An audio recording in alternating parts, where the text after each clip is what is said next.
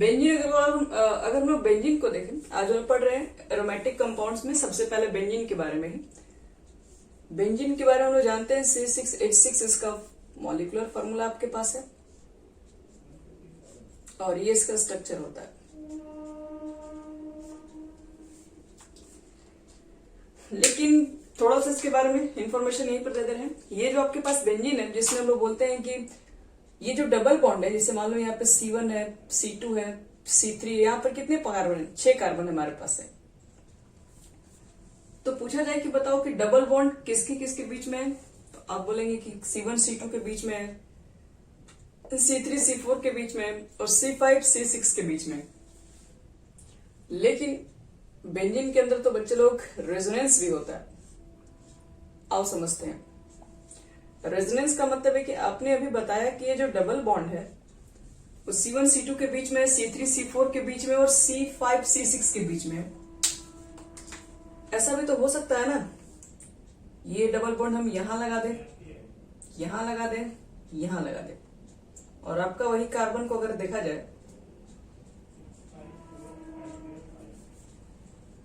तो double bond कहां कहां है?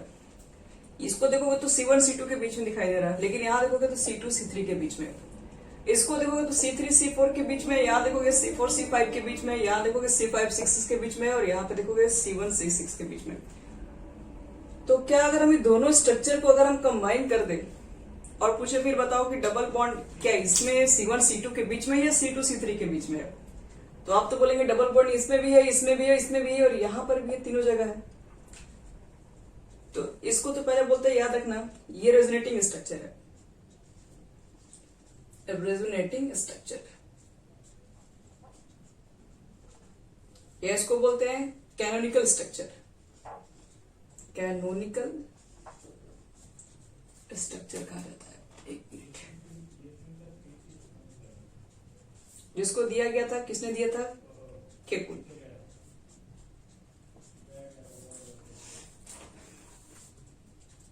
तो यहां देखिए, ये दो एग्जैक्ट अगर हम लोग चेक किया जाए, अगर आप बेंजीन के बारे में थोड़ा एक्सपेरिमेंट किए होंगे तो आपको ये मालूम चला होगा कि बेंजीन के अंदर जो डबल बॉन्ड, जैसे कि कार्बन और कार्बन के बीच में होता है सिंगल बॉन्ड लेंथ, ठीक है, और उसकी बॉन्ड लेंथ जो होती है वो अप्रोक्स 1.54 एंगस्ट्रॉम आती है। C1 C2 के बीच की बॉन्ड लेंथ की डिस्टेंस है ये। अगर डबल बॉन्ड होता है बच्चे लोग, सपोज करो C1 C2 को रहने दे, ठीक है, अगर मान लो कि डबल बॉन्ड होता है तो डबल बॉन्ड का जो बॉन्ड लेंथ आता है वो तुम्हारा 1.34 होता है एंगस्ट्रॉम और ट्रिपल बॉन्ड का जो दो कार्बन के बीच का जो बॉन्ड लेंथ होता है वो आपको है 1.9 है, कुछ अप्रोक्स ले लो तो 1.20 के आसपास है। तो ये तीनों को देखा गया, तीनों का बॉन्ड लेंथ हमें तो पहले से मालूम है, ये सब चीजें इसके बीच का बॉन्ड लेंथ इतना होगा, ये इसका इतना और ये यहाँ पर है। लेकिन जब हम लोग इसके ऊपर एक्सपेरिमेंट किए कि बेंजीन में जो डबल बॉन्ड है वो है कहाँ एक्चुअली, और है तो फिर वो कितना है मतलब है, तो जब एक्सपेरिमेंट करके निकाला गया तो ये आपको मालूम चला कि जो आपके पास इसके बीच का जो बॉन्ड लेंथ है पूरी तरीके से सिंगल नहीं दिखाई पड़ा और पूरी तरीके से डबल का भी नहीं आया। आया तो आया लेकिन ये दोनों के बीच का वैल्यू आ गया, मतलब कुछ इस तरीके से वैल्यू हुआ कि 1.30 से कहो कि मतलब इसके बीच में ही कोई इसका वैल्यू था, एग्जैक्ट तो मुझे नहीं याद है लेकिन इसी के बीच का कोई वैल्यू था इसमें। तो एक्सपेरिमेंट जब किया गया तो ये मालूम चला कि इसके अंदर पूरी तरीके से कोई सिंगल बॉन्ड नहीं है, पूरी तरीके से कोई डबल बॉन्ड नहीं है, इसके अंदर कुछ सिंगल बॉन्ड भी है, कुछ डबल बॉन्ड भी है, मतलब मिक्सअप है ये पूरा। तो पूरा मिक्सअप है, यानी कि ये सिंगल भी है और साथ में एक पूरी तरीके से डबल ही बोलोगे, पार्शियल बॉन्ड बोल सकते हो। तो इसी तरह का बॉन्ड याद रखिएगा पूरे बेंजीन के अंदर पाया जाता है। डबल बॉन्ड नहीं है पूरी तरीके से और पूरी तरीके से वो सिंगल बॉन्ड भी नहीं है, बीच वाला बॉन्ड ये है। तो इसलिए अगर हम कहें कि ये स्ट्रक्चर सही है तो ये तो फिर गलत मान लेंगे क्योंकि ये तो डबल बॉन्ड को रिप्रेजेंट कर रहा है। अगर कहा जाए कि ये स्ट्रक्चर फिर सही होगा तो ये भी सही नहीं है क्योंकि इसमें भी double bond, carbon, single bond, और इसका जब बॉन्ड लेंथ चेक किया गया तो सारे बॉन्ड लेंथ तो पहली बात की सेम थे। एक तो सारे बॉन्ड लेंथ सेम है, यहाँ पर देख रहे हो सिंगल बॉन्ड लेंथ का अलग है वैल्यू, डबल बॉन्ड के बॉन्ड लेंथ का अलग है वैल्यू, और चेक जब किया गया एक्सपेरिमेंट निकाला गया तो मालूम चला कि सारे बॉन्ड लेंथ ही सेम है। तो बॉन्ड लेंथ सेम है और कहां तक है, तो ये दोनों के बीच वाले बॉन्ड लेंथ आ रहे हैं। तो यही कारण था कि ना ये स्ट्रक्चर को सही वेरीफाई किया गया, ना ये स्ट्रक्चर को रखा गया। तो फाइनल स्ट्रक्चर हम लोग क्या बना है, तब देखो इसका जो नया स्ट्रक्चर जो है वो इस तरीके से इसको लोग रेजोनेंस हाइब्रिड भी बोलते हैं। डबल बॉन्ड कहाँ मिला, इसको देखा जाए तो यहां पर था, इसको देखा जाए तो यहां पर भी था, यहां पर भी था, मतलब थोड़ा थोड़ा हर जगह फैला हुआ है। तो कुछ इस तरीके से कुछ यहां पर है, कुछ यहां पर है, कुछ यहां पर है, कुछ यहां पर है, कुछ यहां पर है, कुछ यहां पर है, और ऐसे करते करते आपका ये बनता है। इसको लोग बोलते हैं रेजोनेंस हाइब्रिड।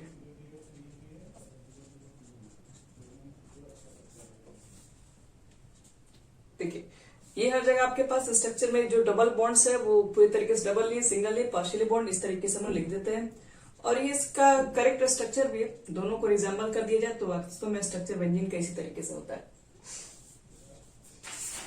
अब देखो अगर कहा जाए कि बेंजीन के अंदर अगर पूछा डबल बॉन्ड को अगर आप देख रहे हैं, सिंगल बॉन्ड को भी देख रहे हैं, थोड़ा थोड़ा मतलब डबल बॉन्ड हर जगह फैले हुए भी हैं, तो इसके अंदर बेंजीन के अंदर अगर चेक करोगे एक चीज और, तो जो इलेक्ट्रॉन्स होते हैं बेंजीन में, याद रखना एक पार्टिकुलर टाइम पर एक जगह नहीं रहते हैं।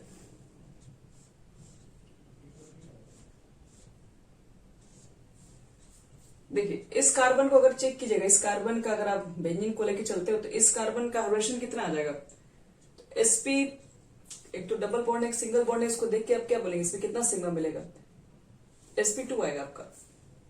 और sp2 के लिए क्या बोलते हैं हम लोग, sp2 के लिए प्लेनर बोलते हैं, प्लेनर इसकी ज्योमेट्री होती है। तो प्लेनर ज्योमेट्री होती है तो याद रखना कि कार्बन के पास क्या होंगे, कार्बन के पास वैकेंट ऑर्बिटल्स होंगे इसके अंदर। यहां पर आपके पास क्या है, C होंगे और H2 होगा, तो यहां पर तो सॉरी H2 नहीं CH होगा।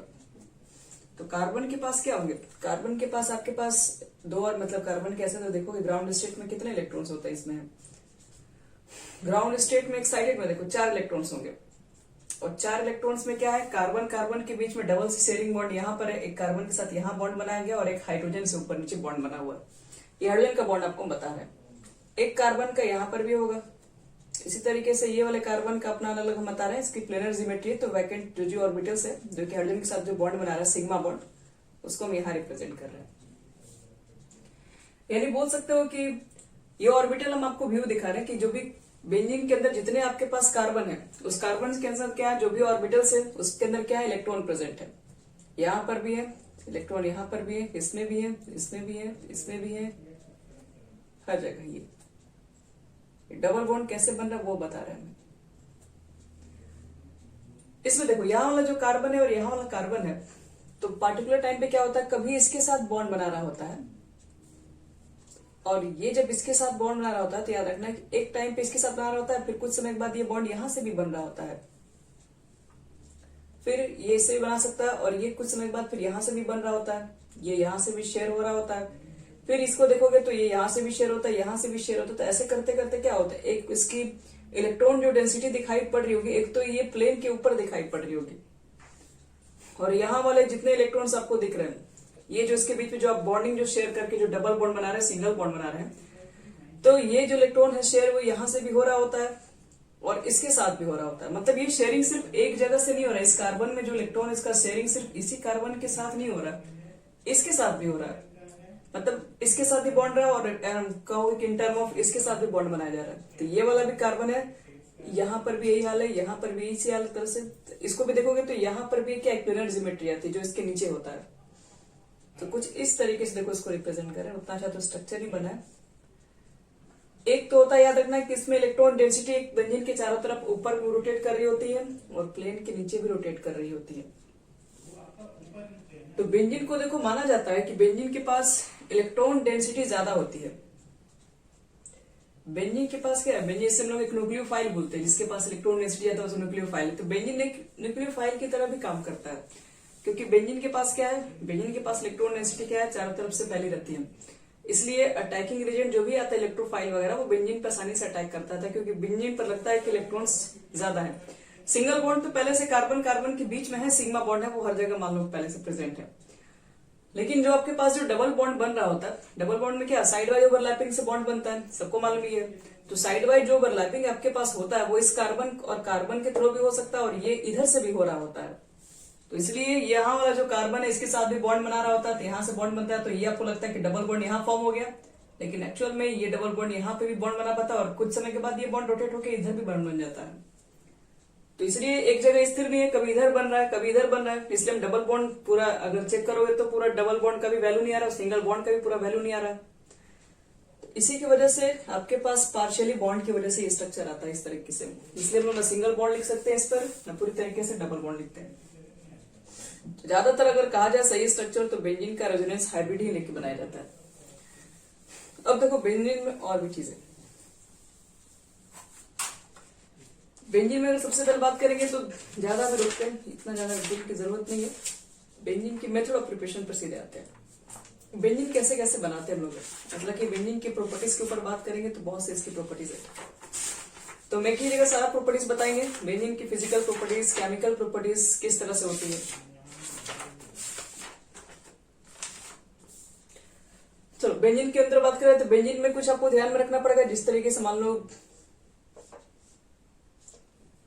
बताएं कि ये दोनों आपके पास एक रेजोनेंस हाइब्रिड है, सॉरी ये आपके पास ये जो दोनों मेरे पास है उसको बोलते हैं रेजोनेटिंग स्ट्रक्चर, कैनोनिकल फॉर्म, और हम लोग ज्यादातर जो बेंजीन का स्ट्रक्चर जो यूज करने जाएंगे जो दोनों को मिला के इक्विवेलेंट बनाए गए हैं जिसको हम लोग बोलते हैं रेजोनेंस हाइब्रिड, इसी को हम लोग ज्यादातर यूज करेंगे। क्योंकि अगर ये स्ट्रक्चर मानोगे सही है तो मान लो बेंजीन की जितनी प्रॉपर्टी है उसमें से मान लो 30% ही फॉलो होगा, बाकी फॉलो नहीं होगा। ये मान के चलोगे तो ये भी पूरी प्रॉपर्टी को शो नहीं करेगा, इसलिए हम रेजोनेंस हाइब्रिड ही लेके यूज करते हैं। अब देखो इसमें अगर बेंजीन के ऊपर अगर CH3 है तो सबको मालूम है इसको टॉलिन कहा जाता है। बेंजीन के ऊपर अगर मान लीजिए CH3 और 2 CH3 अगर मिल गया तो इसके रिस्पेक्ट में ये ऑर्थो पोजीशन होता है। मान लो कोई एक ग्रुप है, किसी ग्रुप के रिस्पेक्ट में ये ऑर्थो पोजीशन है तो इसको क्या बोलते हैं, इसका एक फेमस नाम है ऑर्थोजाइलिन बोलते हैं। और एक चीज और याद रखना कि बेंजीन के रिस्पेक्ट में अगर यहाँ पर आ गया तो वही मेटाजाइलिन और यहाँ पैराजाइलिन भी हो सकता है, मतलब 2 CH3 ग्रुप होना चाहिए, उसके बाद में एक के रिस्पेक्ट में उसका नाम लिखा जाता है। और अगर बेंजीन के ऊपर अगर मान लो कि 3 CH3 ग्रुप दिख रहा है, एक यहाँ पर है, एक यहाँ पर है और तीसरा यहाँ पर है, तो इसको कहते हैं मेसिटाइल।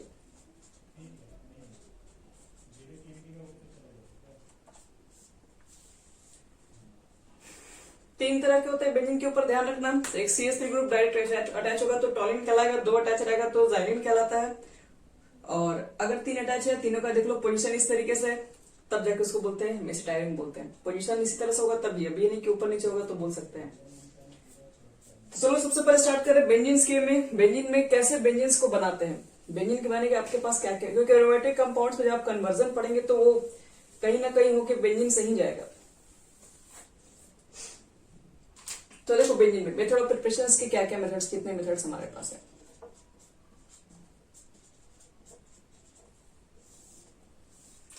देखो मेथड ऑफ प्रिपरेशन में सबसे पहला मेथड बता रहे हैं फ्रॉम एल्केन।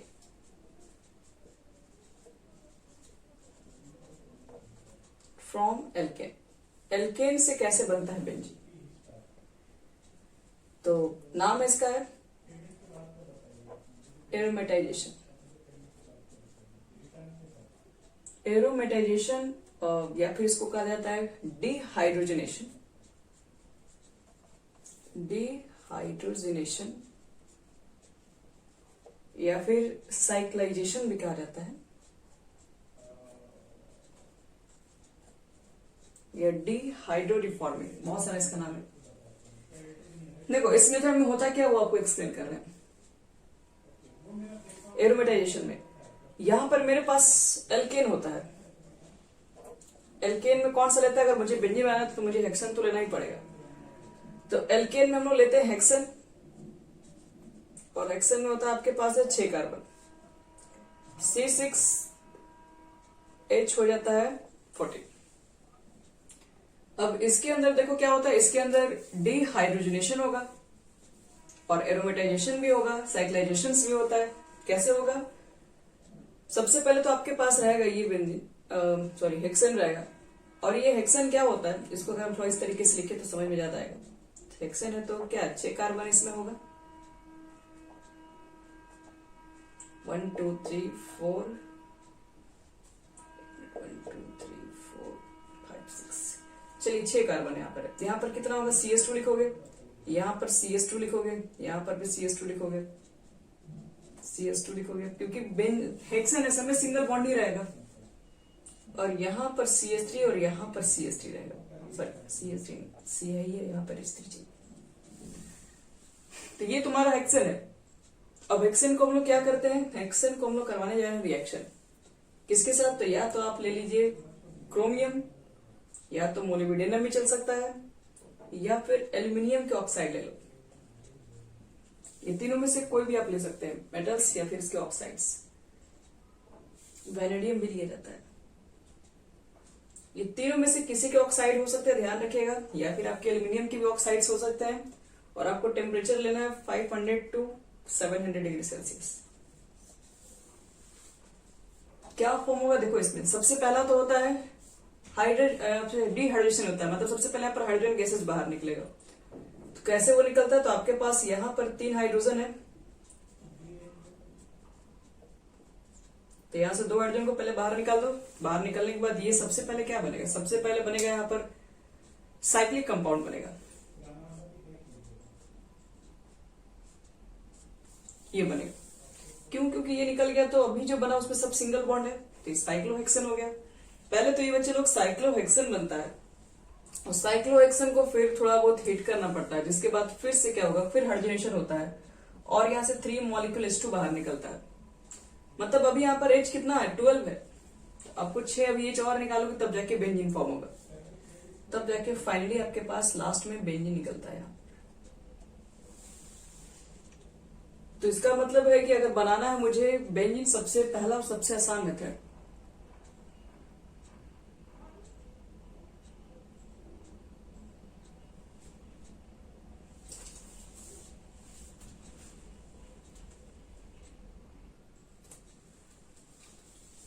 तो यहां तुम्हारा फॉर्म हो जाएगा बेंजीन। यानी कि जब हम लोग एन एल्केन को मतलब हेक्सेन को बोलोगे, जब रिएक्ट करेंगे मोलिब्डेनम, क्रोमियम, वैनेडियम और एक minute vanadium in the presence of aluminium oxide, ये तो आपको लेना ही है। एल्यूमिनियम ऑक्साइड की प्रेजेंस में अगर आप हीट करेंगे तभी जाके आपके पास फॉर्म हो पाएगा एक एरोमेटिक कंपाउंड, यानी कि बेंजीन। तो अगर हेक्सेन होगा तो ठीक है, मान लो कि अगर हम लोग हेप्टेन ले लिए तो क्या बेंजीन ही फॉर्म होगा? देख लेते हैं हेप्टेन से क्या फॉर्म कर पाओगे।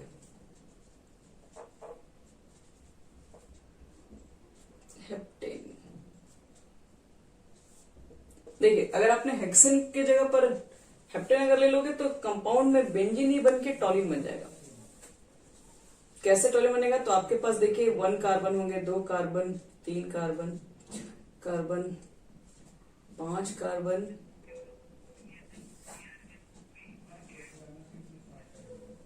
हाँ, और बता ना एल्यूमिनियम ऑक्साइड का प्रेजेंस रहेगा उसमें। कोई भी उसके ऑक्साइड चल सकते हैं, जैसे कि अगर हम क्रोमियम लेंगे तो क्रोमियम के भी ऑक्साइड लेने पड़ेंगे, यानी हो सकता है CrO3 आपको लेना पड़े।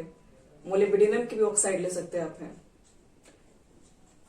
वैनेडियम भी ऑक्साइड ले सकते हो, और आपको एल्यूमिनियम देना है Al2, हाँ कोई भी लिख ले सकते हो, सब लेने की जरूरत है। किसी भी केस से बन जाएगा ये 1 2 3 4 5 6, और यहाँ पर देखिए आपके पास एक कार्बन और रहेगा 2 3 4 5 6, और ये है आपके पास 7। तो ये 7 को लेके बनाओगे तो ये वाला तो चीजें यहाँ तक एडजस्ट हो जाएगा, लेकिन ये वाला जो आपके पास है, या फिर इसको ऐसे ही कर दो, ये चीज को हम यहाँ रख दे रहे हैं, ये चीजें ऊपर चली जाएंगी। यानी कि अगर आपके पास हेप्टेन होगा तो आप डायरेक्टली बना सकते हैं, हेप्टेन से आपको डायरेक्टली टॉलिन बन जाएगा बस। यानी कि C7 H16 को लेके अगर आप लोग क्रोमियम ऑक्साइड ले लो, Cr2O3 के प्रेजेंस में हीट कर दो 500 से 700 degree Celsius in the presence of Al2O3, तो क्या बन जाएगा, ये बन जाएगा तुम्हारे पास टॉलिन। पहला हो गया। तो बेंजीन बनाने का पहला मेथड। दूसरा देखो मुझे बता रहे हैं जिसका नाम है डिकार्बोक्सिलेशन। एल्केन से तो बन गया ये, डिकार्बोक्सिलेशन सेकंड मेथड है।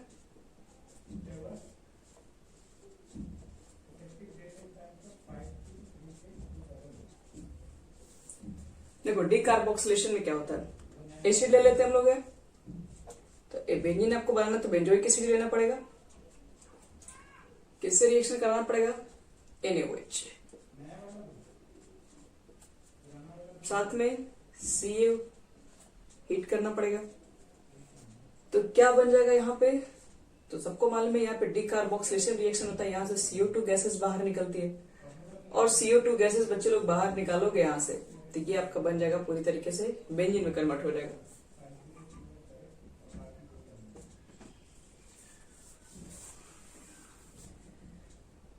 तो दूसरा मेथड डिकार्बोक्सिलेशन के थ्रू भी हम लोग बना सकते हैं बेंजीन को। ये पहला आपके पास मेथड था एल्केन से, दूसरा आपके पास डिकार्बोक्सिलेशन होता है। अब देखो इसमें नेक्स्ट थर्ड हमारा मेथड क्या होता है इसके अंदर बनाने का। एल्काइन से भी हम लोग बच्चे लोग बनाते हैं। और एक चीज और बताते हैं डिकार्बोक्सिलेशन के अंदर, और अगर मान लो कि तुम्हारे पास बेंजीन के साथ अगर COOH ग्रुप के अलावा और कोई दूसरा ग्रुप भी अगर है, मान लो CH3 ग्रुप भी है, तो अगर आप डिकार्बोक्सिलेशन प्रोसेस यूज कर रहे हैं तो उसके अंदर सिर्फ और सिर्फ याद रखना CO2 गैसेस जाएगी, बाकी जो भी चीजें रहेगी वो कोई डिस्टर्ब नहीं होगा। तो यानी टॉलिन भी बन सकता है इससे अगर CH3 ग्रुप लगा रहेगा तब। इन सेकेंड मेथड है डिकार्बोक्सिलेशन से बेंजीन भी बना सकते हैं। थर्ड देखिए यहाँ पर। अच्छा एक चीज और, मान लो कि आपसे पूछा है कि डिकार्बोक्सिलेशन में किसकी रेट हाई होगी, कभी कभी ऐसे भी क्वेश्चंस होंगे MCQ टाइप के। रेट चेक करना कि डिकार्बोक्सिलेशन फास्ट किस में होगा। यहाँ पे COOH ग्रुप है, यहाँ पर मिथाइल ग्रुप है। एक में है COOH ग्रुप, एक में हमारे पास Cl ग्रुप है और एक में मान लो कि नाइट्रो ग्रुप भी है। चलो हमको मालूम करना है रेट टुवर्ड्स डिकार्बोक्सिलेशन किसके अंदर सबसे हाईएस्ट है ये, तो वो डिपेंड किस पे करेगा, तो इसकी थोड़ी सी मैकेनिज्म के ऊपर ही डिपेंड करेगा ये। देखो होता क्या, थोड़ा सा एक स्टेप हम बता रहे हैं इसमें। डिकार्बोक्सिलेशन जो रिएक्शन होता है वो एक तरीके से कहो तो एसिड और बेस का ही रिएक्शन है। ये तुम्हारे पास क्या है, ये कार्बोक्सिलिक एसिड है यानी कि बेंजोइक एसिड है। इसमें होता क्या है, सबसे पहले आपने लिखा रहता है NaOH जो लेते हो, NaOH का N+ बाहर निकलता है और एसिड के अंदर क्या है, एसिड होगा तो यहाँ से H+ को आसानी से डोनेट करके ये माइनस चार्ज बना लेता है। तो इसका मतलब है ये यहां से आसानी से H+ बाहर निकल गया और ये आसानी से H+ बाहर निकालने के बाद इसके ऊपर नेगेटिव चार्ज है। अब नेगेटिव चार्ज क्या करता है, नेगेटिव चार्ज याद रखना यहाँ पर 2 इलेक्ट्रॉन को पुट कर देता है और पुट करने के बाद ये CO2 गैसेस आसानी से बाहर निकल जाती है। तो बाहर निकलने के बाद क्या होगा आपका, CO2 गैसेस यहाँ से निकल गया। तो बताओ CO2 गैसेस अगर निकला होगा तो यहाँ से तो कुछ इलेक्ट्रॉन मिनरल ये निकला होगा, तो मतलब इसके ऊपर नेगेटिव चार्ज तो आएगा ही। अब ये नेगेटिव चार्ज क्या करेगा, अब ये आपके पास जो इसके ऊपर नेगेटिव चार्ज है, तो याद रखना कि यहाँ पर अगर इसको एडजस्ट किया तो यहाँ पर तो हाइड्रोजन नहीं है, तो हाइड्रोजन नहीं है तो इसका मतलब ये है कि इस कार्बन में C6H5 है, एक हाइड्रोजन इसको अभी भी चाहिए होगा। तो क्या करता है कि वाटर से H+ को डोनेट करता है और H+ डोनेट किया तो फिर से वापस सर गेन किया तो फिर से ये बन गया आपका पूरा बेंजीन। तो वाटर का ये H+ यूज किया तो यहाँ पर OH- नीचे माइनस में बच जाएगा। तो फाइनली देखो इस रिएक्शन के अंदर अगर चेक किया जाए कि किसका ज्यादा काम यहाँ पे हो रहा है, मतलब किस प्रोसेस के दौरान हम डिकार्बोक्सिलेशन चेक कर रहे हैं, तो आपको इसमें ये चेक करना होगा कि किस कंडीशन में रेट सबसे फास्ट है और मतलब H+ का निकलना यहाँ पर सबसे आसान होगा।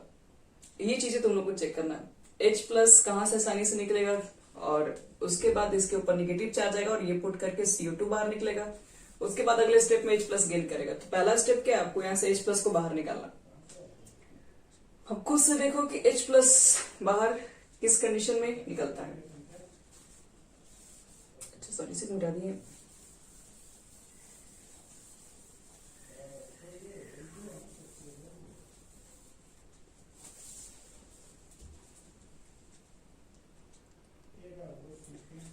अगर मान लो कि मैंने बनाया था अभी बेंजोइक, यहां से जैसे CO2 बाहर निकला था, आप लोग सब लोग देखे थे, तो इसके ऊपर नेगेटिव चार्ज आया था। अब देखो CO2 बाहर क्यों निकलेगा, अभी समझिए।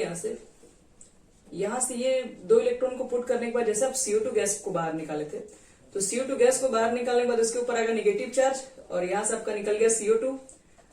अब ये CO2 याद रखना तभी बाहर निकलेगा जब ये स्टेबल होगा।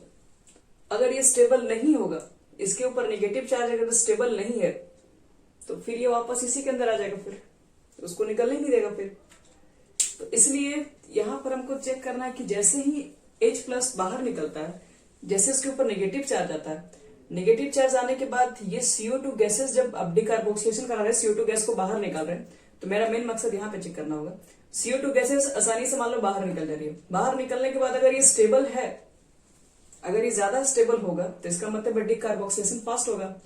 अगर जाने के बाद इसके ऊपर नेगेटिव चार्ज स्टेबल ही नहीं है, तो ये फिर आसानी से CO2 को रिलीज नहीं करेगा वहां पे। तो बताओ नेगेटिव चार्ज किस पर स्टेबल हो सकता है? तो नेगेटिव चार्ज का मतलब हो गया कि इसके पास क्या है, इलेक्ट्रॉन डेंसिटी बहुत ज्यादा है। अब कार्बन के पास इतना इलेक्ट्रॉन डेंसिटी नहीं चाहिए होगा, ज्यादा इलेक्ट्रॉन डेंसिटी होगा तो क्या होता है, उसकी स्टेबिलिटी को रिड्यूस करता है।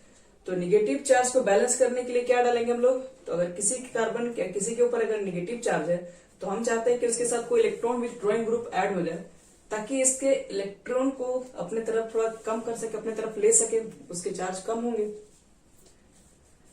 तो यही आपके पास 4 ऑप्शन है, जिसमें से आपको पहला ऑप्शन दिख रहा होगा COOH यहां पर था, और सेकंड में यहां पर नीचे मिथाइल ग्रुप था।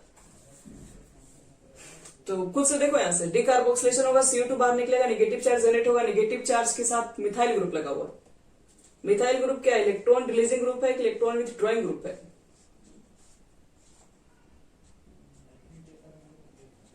रिलीजिंग ग्रुप है बच्चे लोग। तो ये तो इलेक्ट्रॉन डेंसिटी को और बढ़ा देगा। फिर हम तो चाहते हैं इलेक्ट्रॉन डेंसिटी कम हो जाए, नेगेटिव चार्ज है इसके ऊपर, तो यहां पर ये मिथाइल ग्रुप क्या करेगा, डेंसिटी को कम नहीं करेगा और रिलीज कर देगा और बढ़ा देगा। तो ये आसानी से आपको नहीं दे पाएगा, ये आसानी से CO2 गैस फिर बाहर नहीं निकल पाएगा। तो हमें चाहिए खूब अच्छा इलेक्ट्रॉन विद ड्रॉइंग ग्रुप। तो इलेक्ट्रॉन विद ड्रॉइंग ग्रुप, तो अगर इसमें से कंपेयर करोगे तो नाइट्रो कुछ ज्यादा ही पावरफुल है, तो इसलिए इसका सही ऑप्शन होना चाहिए। अगर ABCD को मान के चले हम लोग,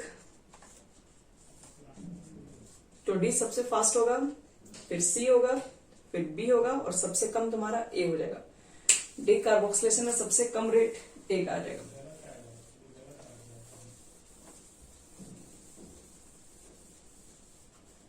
चलो तुमको दिखा रहे थर्ड मेथड। तीसरा मेथड क्या है, फ्रॉम एल्काइन।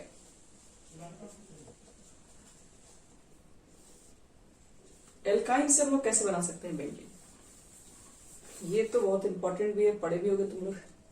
एस्टिलीन गैस को याद करो, पास करते थे हम लोग रेड हॉट कॉपर ट्यूब या आयरन ट्यूब, जो भी है, दोनों में से कोई एक ही लेना है।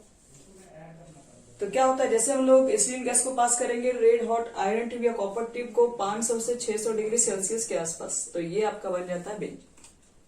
ये 3 मॉलिक्यूल यूज करना पड़ेगा, बताए थे कैसे कैसे आपस में कन्वर्ट होता है। CH लिखोगे यहाँ पे, ट्रिपल बॉन्ड CH, एक बॉन्ड टूटता है, फिर अगला मॉलिक्यूल, तो इस तरीके से बन जाता है, ये है बेंजीन।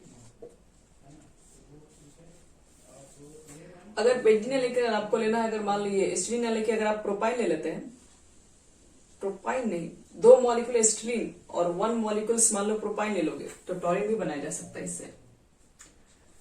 तो खैर बेंजीन का लोग बात करें, टॉरिन पे भी रोक रहे हैं सब। नेक्स्ट नंबर है from alkyl halide, sorry alkyl नहीं, एराइल हैलाइड। एराइल हैलाइड से भी हम लोग बना सकते हैं, जिसको हेलो बेंजीन ही बोलते हैं। हेलो बेंजीन से देखो कैसे बनाएंगे। बेंजीन आपके पास है, कोई इसके ऊपर हेलोजन ग्रुप है, डायरेक्ट लिखो। अब इसको तुम लोग करा दो रिडक्शन।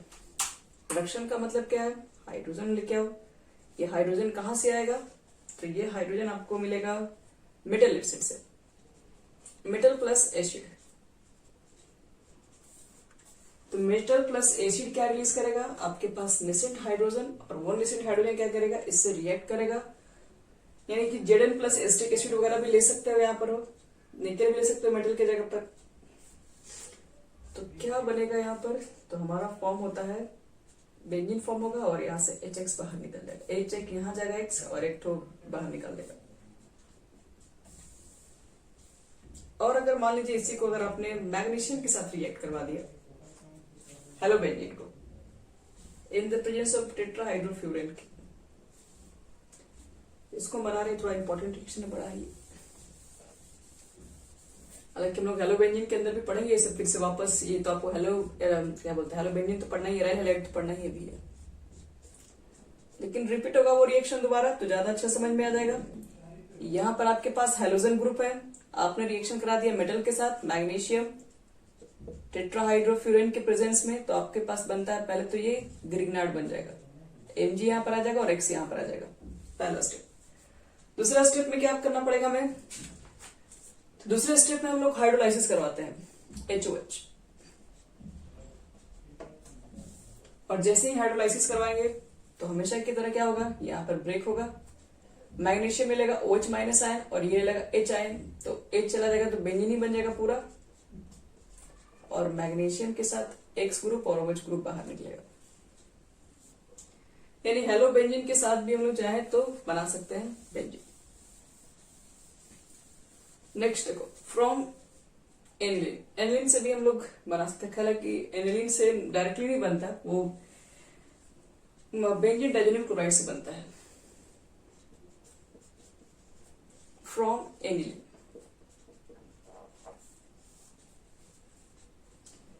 बेंजीन के ऊपर बच्चे लोग CS2 ग्रुप अगर होता है तो इसको बोलते हैं एनिलीन, NH2। पहले बेंजीन को आप क्या करो, एनिलीन को आप कन्वर्ट करो बेंजीन डाइजोनियम क्लोराइड के अंदर।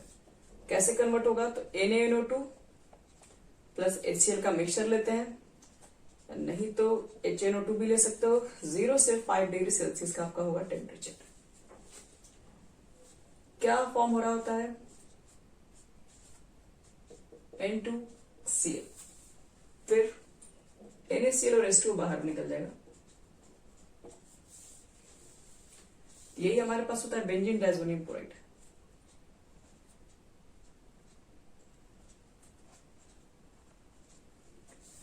अब देखो, बेंजीन डाइजोनियम क्लोराइड से हम लोग बनाते हैं क्या, इसी से बनाते हैं बेंजीन। याद रखना डायरेक्ट एनिलीन से तो नहीं है, लेकिन हाँ इससे आप बना सकते हैं। तो जैसे मान लो कि एनिलीन से ही आ जाएगा बनाने के लिए, तो क्या करोगे फिर, कन्वर्जन वगैरह नहीं सब। तो ये पहले आपको, ये फेमस रिएक्शन है, ये आपको आना चाहिए। इसको डाइएजोटाइजेशन रिएक्शन बोलते हैं, क्योंकि यहाँ पर HO ग्रुप बनता है, दोनों नाइट्रोजन साथ में ग्रुप है। तो पहले इससे आपको ये बनाने आना चाहिए। अब इससे हम बता रहे हैं कि कैसे बनाएंगे हम लोग बेंजीन, यानी कि बेंजीन डाइजोनियम क्लोराइड से कैसे करेंगे बेंजीन प्रिपेयर।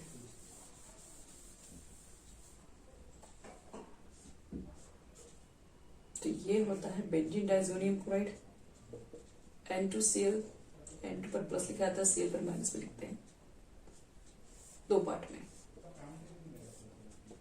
चाहोगे तो C2H5OH से भी रिएक्शन करके बना सकते हो, या फिर इसको रिडक्शन करा दो H3PO2 के साथ भी। दोनों ही कंडीशन में आपको क्या मिलते हैं, हाइड्रोजन मिलता है, रिडक्शन होता है। तो बाहर क्या क्या निकलेगा, एक तो बेंजीन तो पूरा ही रह जाएगा, N2 गैसेस बाहर निकल जाएगा, और एक मिनट, C2H5OH से बनता है।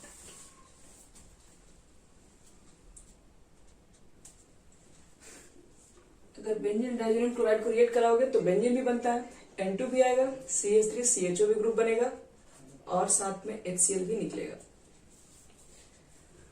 अगर फॉस्फोरिक H3PO2 के साथ रिएक्ट कराएंगे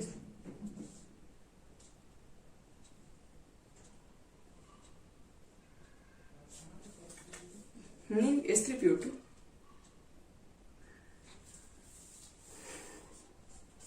बेंजीन तो बनेगा ही बनेगा। बेंजीन के साथ आपके पास N2 भी रहेगा, और N2 के बाद HCl तो निकलेगा ही, साथ में H3PO3 भी निकलेगा। सब में रिडक्शन हो रहा है, यहाँ पे H प्लस का एडिशन किया जा रहा है, 2H। और एक लास्ट है बेंजीन सल्फोनिक एसिड। उसके बाद आपके total method of preparation benzene के हो गए कंप्लीट।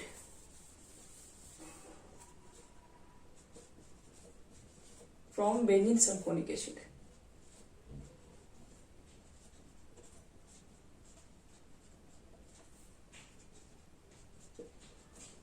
बेंजीन सल्फोनिक एसिड से कैसे बनेगा, तो बेंजीन के ऊपर SO3H ग्रुप रहेगा, तो ये बेंजीन सल्फोनिक एसिड है। इसको बॉयल कर दो वाटर में, तो जैसे ही वाटर में इसको बॉयल कर दोगे H2SO4 बाहर निकल जाएगा और आपका पूरा बन जाएगा बेंजीन।